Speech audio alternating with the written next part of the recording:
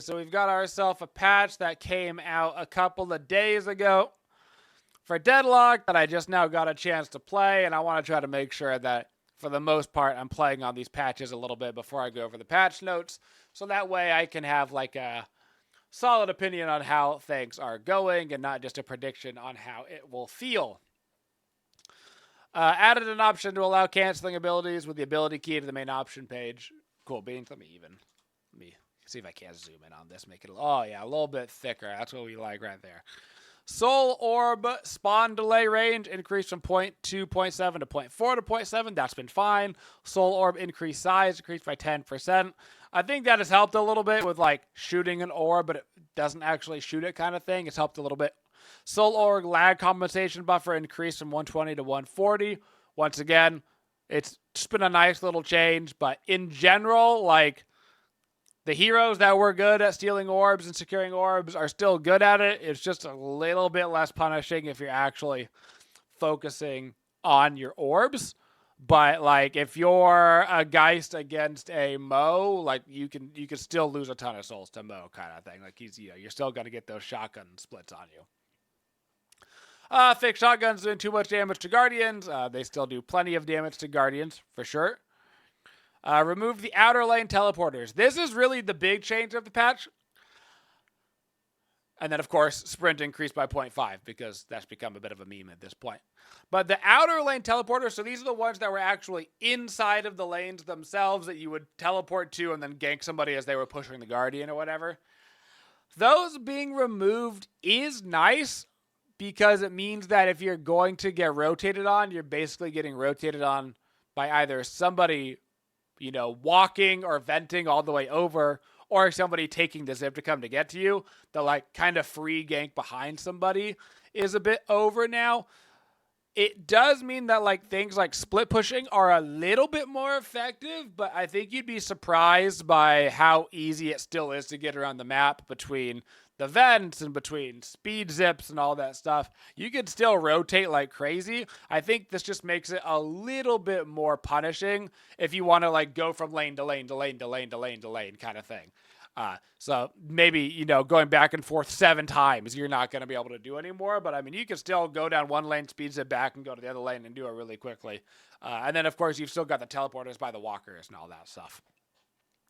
Remove the top of mid-arc from being able to be occupied. This just means that Lash can't AFK up there, and Mirage and Yamato and all those annoying characters. That's actually been really nice for the mid lane because it was super cheesy.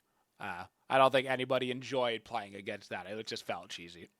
Lifesteal provided by things like Soul Shredder bullets now properly diminished and stacking with other sources of lifesteal. This was just fixing a bug, but it does have a fairly big impact on characters that were using that lifesteal, like Geist and Infernus, etc. Fix an edge case where player can claim the rejuve, but also get parried. That's amazing. Great bug. Fix Spellslinger headshots, providing more bonuses than intended. A lot of people were only using Spellslinger headshot because it was giving more bonus than intended. The item itself is okay, but this is really what was putting it into a meta item, was just a bug. Fix miscellaneous predictions during Ice Path movement. Fix Ice Path being overly sticky for allies. That is right. You don't have to wear your shoes anymore on the ice path. It has been cleaned up. Fix Ivy, Viscous, and Magic Carpet moving faster than desired while holding the Soul Urn. So no more instant Soul Urn turn-in nonsense. So that is finally over, thank God.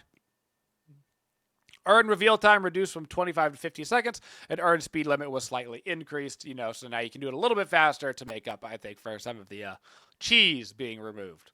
Wall jump behavior, okay, this is another big one, has been reworked so that the lateral velocity is now modified by WASD movement direction into away from the wall, and it's infinite. So, basically, you can now infinitely wall jump horizontally, but you don't get your vertical movement off of it. So it's not like you can go up and up and up and up and up and up. It's more like if you're between two walls, you can kind of just ding, ding, ding, ding, ding, ding, ding, ding. I haven't seen a ton yet with this. After one day, I haven't seen a lot of people utilizing this or this really changing anything. But I do think that it makes learning the jumping more confusing for new players, because now you have like the regular jump with your vertical velocity, but if you do another one after that, assuming you don't have like the extra stamina or whatever, then it's just like a straight horizontal jump. It doesn't give you any vertical movement. I think it's just more confusing than it needs to be, and it doesn't seem to have any massive gameplay implications. Other than there's a couple of fun things that you can do with, like, if you're going between, like, if you're like venting between buildings, then you go like ding, ding, ding. You know what I'm saying? Like, you can like ding back 3 or 4 times. It's fine. I just don't know if it adds more fun than it adds confusion for new players. I don't hate it because, like, it's fine. It hasn't had that big of an impact, but I do think that I could just make the game a little bit harder of a barrier to entry.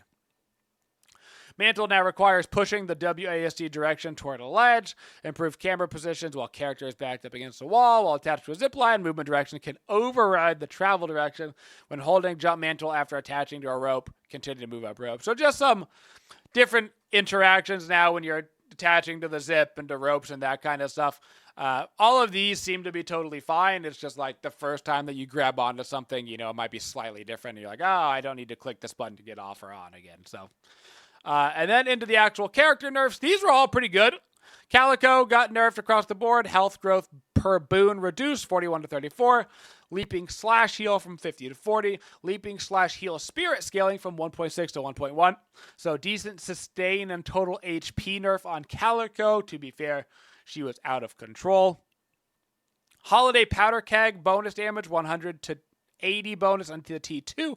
And crackshot 85 to 60. Holiday and Calico, still good characters. This is not like, oh no, there they go, they're useless. It's just trying to take a little bit more of the edge off, and you know what? You're still going to be on the edge when Holiday lassos you and takes you halfway across the map. She's still very frustrating. Mirage, the mark reduced from plus 4 second multiplier duration to plus 2.5 on the T2. Not really a big effect for Mirage.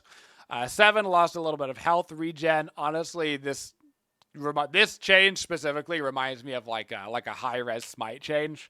Like the strangest why even bother style of, you know what I'm saying? Just like why? Like why though? Like why bother? If you're not gonna really nerf him, then just like don't really nerf him kind of thing. I don't know. Just gave me some high-res flashbacks. Sinclair, Vexing Bolt cooldown increased from 15 to 24. Vexing Bolt tier 1 changed from minus 4 second cooldown to a 25% fire rate reduction. And then T2 changed from fire rate reduction to the minus cooldown. Basically, this is to stop Mortar Sinclair from sitting in the lane and going, he became kind of like the equivalent of like a bomber just dropping vexing bolts on you in the early game. Was very annoying to play against. So he can't do that quite as often now, which is convenient. Vindicta, the Crow got nerfed. To be fair, the Crow was really strong. Health drain got reduced, and the duration spirit scaling got reduced. Crow, still an incredible ability, because really the thing that actually makes Crow amazing is the T3, which gives you the minus bullet in spirit resist, which is just a free crippling headshot, which is a 6,000 soul item. So Crow is still one of your best abilities on Vindicta. Not that she really has any weak abilities, if we're going to be frank. And then finally, Infuser, Spirit Lifesteal reduced from 20 to 15%. Bonus Spirit reduced from 16 to 30. Infuser is nerfed. It is slightly noticeable in the gameplay. Every character that you bought Infuser on beforehand, you are still buying Infuser on. You're buying it on your Kelvins and your Geist and your Infernus. This did nothing to stop you from buying it. It is still one of the most efficient 500 soul items in the entire game. So don't let this stop you from buying Infuser, especially because none of the other items got changed. It wasn't like anything else got buffed that could take its spot. Still one of the best, if probably not just the best 500 soul item in the game, even with the nerf. And that has been the patch.